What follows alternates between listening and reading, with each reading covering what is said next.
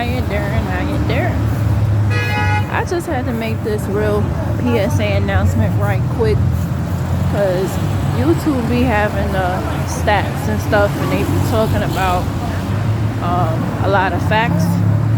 So fast facts today, they wanted to know. I guess they want to see where people heads is at. They was like, is it bad? Is it a good or bad thing if someone don't ask the father for the hand in marriage thing? And I know for a few of my friends, they didn't do it because they not close to their father or father not around. But some people do it. But what people don't realize is back in the days, and when I say back in the days, I mean all the days right on up until 1920, women were property. The Bible days. I'm sure y'all know the story of, they was talking about it on Instagram, the story of Abraham and, was it Abraham? No, Jacob and Leah. So this dude waited 14 years to marry someone, but in the meantime he got with the sister. It was Sarah. So he got with her sister Leah. Now Leah, in the scriptures, it says that she was not attractive, and it said that, what does the scripture say? It says that she wasn't fun to look at. She wasn't very appealing to look at. However, her sister was fine, right? So he wanted to get with the fine one, right? In a shallow, right? So the sister, however, he had 3 children with her. So when you have women out here that's having multiple kids and the guy don't want that, that's from the Bible days, guys. That's not nothing new. That's in, unfortunately, that's in the genealogy, that's in the culture. That goes back to the Bible days. Imagine that. So when people say, oh, I'm gonna ask her father for her hand in marriage, don't do that, because she ain't property. Like literally, you had to do that back in the days, because remember in the scriptures it talked about how Jacob had to get permission from the father. He couldn't just put a baby inside Leah. Like, he had 3 kids with her, whatever. And when he finally did marry the sister, the father, the scripture says the father allowed it. The father is the one who made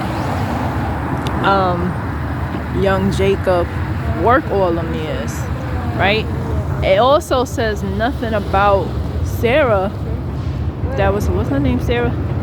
It says nothing about what she wanted, if you notice, if you pay attention. It didn't say that she was in love with Jacob. Come on, somebody. And it's like, you know, I always play devil's advocate in Bible study, like, well, did she want to be with Jacob? Nobody ever could answer that. She didn't want Jacob, but he got permission from her father, and that's when they got married, right? And it was illegal. There was no legal marriage. Also, I have to throw that in there too. It was no legal marriage until the early 1900s, folks. Definitely wasn't no legal marriage in no Bible days. Definitely not. But I said all that to say this. There's nothing wrong with tradition. I think tradition is a beautiful thing. I have a few traditions in my family that I wasn't even aware of. Certain things that I do are called family traits, and I pass it on to my son. Family traditions are beautiful, right? When I have a daughter, she ain't getting no perm, right? That's a tradition. My mom ain't got a perm. We all natural, right? My grandmother ain't have no perm. We all natural, right? So certain traditions, you know, or being together on Sundays, even if it's just the movies.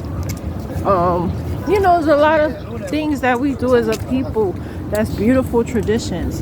But asking somebody's father in hand in marriage, oh, you taking it back in the day. You taking it to, now I'm not saying you shouldn't tell her parents.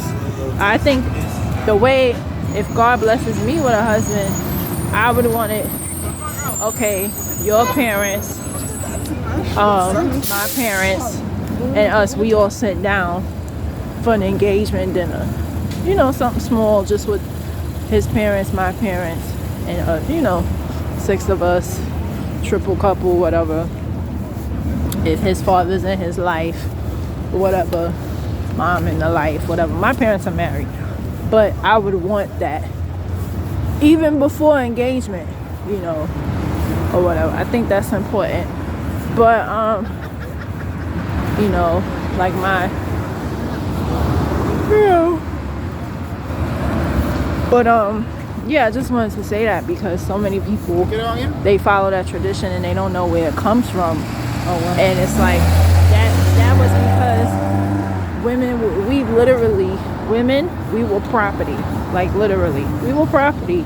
So we couldn't just marry a man. We had to get permission from our fathers, which is, it always been odd to me, because what if the woman didn't have a father? I guess she would have had to get permission from the sibling. But then it's like, I know so many people that's the only child, and then it was just them and their mom. So what happens then? Like, I know a girl, she doesn't have nothing. My cousin, she doesn't have an uncle, she doesn't have a dad, she doesn't have a brother, nobody. So it's like, who knows, you know? But yeah, but yeah, those are my thoughts. When you following traditions, do your research. That includes Christmas too, folks. The history of that. Now, I'm not going to say don't have no tree in your house, but do the research on that. I'm not going to get into all that. But there's a lot of things.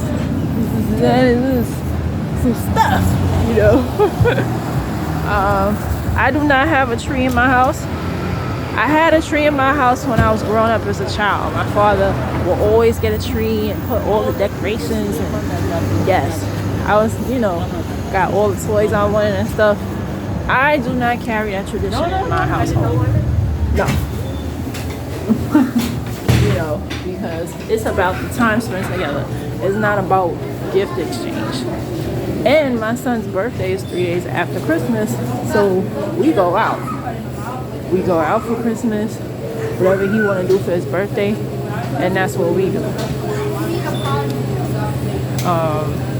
His father and his grandparents, they give him stuff, that's their business, you know. But my job, you know, I take him out and stuff, because it's about the time spent together, not gifts. But yeah,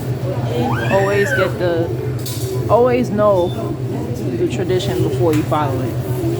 And those are my thoughts.